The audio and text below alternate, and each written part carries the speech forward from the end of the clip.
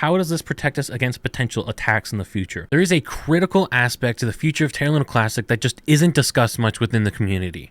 What I'm talking about is validator control. Let's get into what that means. When you end up staking your Terra Luna Classic to a validator node, what happens is that you essentially give them the right to vote on your behalf. And so they have a voting power then from that. This could actually be seen if you go into Terra Station and you go right up here to this stake option, you can click right here, and then you'll see all these different nodes that you could stake to. And now what happens here is it shows voting power with a percentage number. And you can see some of the top nodes, there's quite a few that have 20, 20, 15, 10, 7, and it kind of falls off from there pretty quickly. But there's a couple centralized nodes where there's a lot of voting power. Now this can be both good and bad. Now the good side is that let's say that these nodes are great people and that they represent the community and it's all in line with what the community wants. In this case, it's great because it helps prevent a potential of someone coming in who wants malicious intention, because so much power is centralized by these people who believe in what we believe in.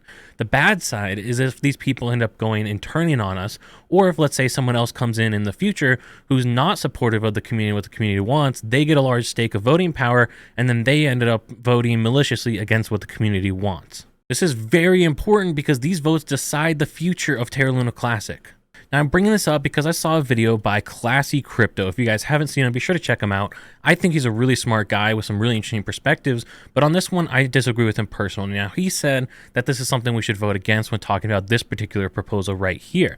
The reason why he said that is because these particular validators that do have power right now, mainly LUNC DAO and some of these other ones, potentially do support the community and they voted in line with what the community wants. And so he doesn't want other people to have power. Now, personally, I think that this is a little bit of an issue here because while I do agree that I don't think there's anything wrong with these particular validator nodes, at least not to my knowledge right now, I do think that decentralizing this is a good way, because if we look at this again, 1, 2, 3, 4, 5, 6, 7 validators that control the vast majority of the voting power for the network. Now this proposal that was brought up in the Classy video ends up talking about limiting the maximum voting power to 5%. Now that would prohibit and stop these people, as you can see at the top, who have over 5% voting power. It would make sure that it was more distributed. Now at the maximum, you'd have 20 nodes with 5% each, but more likely it's going to be a lot more nodes with it spread out much wider. Now this would of course help decentralize the network even further than what we're seeing right now, and it could definitely provide some benefits in the future. However, I think Classy brings up a great point that I actually agree with personally.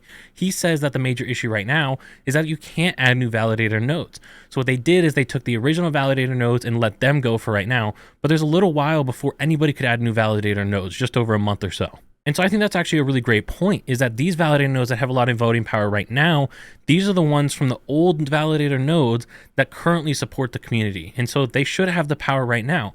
But I think in the future, once we are able to get new validator nodes, for example, Classy's going to actually be launching his own validator node with Crypto King, I think that should be something that changes in the future, where we should limit the potential of these validators to get a ton of voting power. Stop right there. The vast majority of you are not subscribed and don't have your notification bells turned on. Do that right now so you don't miss another video just like this. I think something that gets overlooked quite a bit is not just the validators' intentions. Do they support us? Do they not support us? But also, how does this protect us against potential attacks in the future? We've seen many times where big networks get hijacked because they only have a couple validator nodes. And so someone takes over majority control and they're able to push through false proposals or bad proposals that hijack the network. With this current setup right now, that very well could happen. If someone was able to take over, and of course this is not likely, but if it does happen, it would be catastrophic. This would be a doomsday.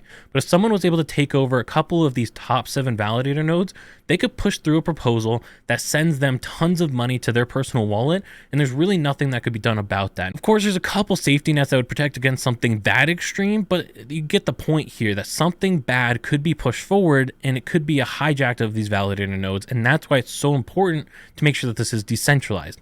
If we cap each validator at 5%, for them to be able to have the 51% vote needed, they'd have to take over at least 10 validator nodes, probably more. So that's really going to help protect the network from attacks against the community. And I think that's so critical because there's so many people out there who don't want to see us succeed. Let me know what you guys think in the comments down below. Do you think that the validator nodes should have as much control of voting power as they want?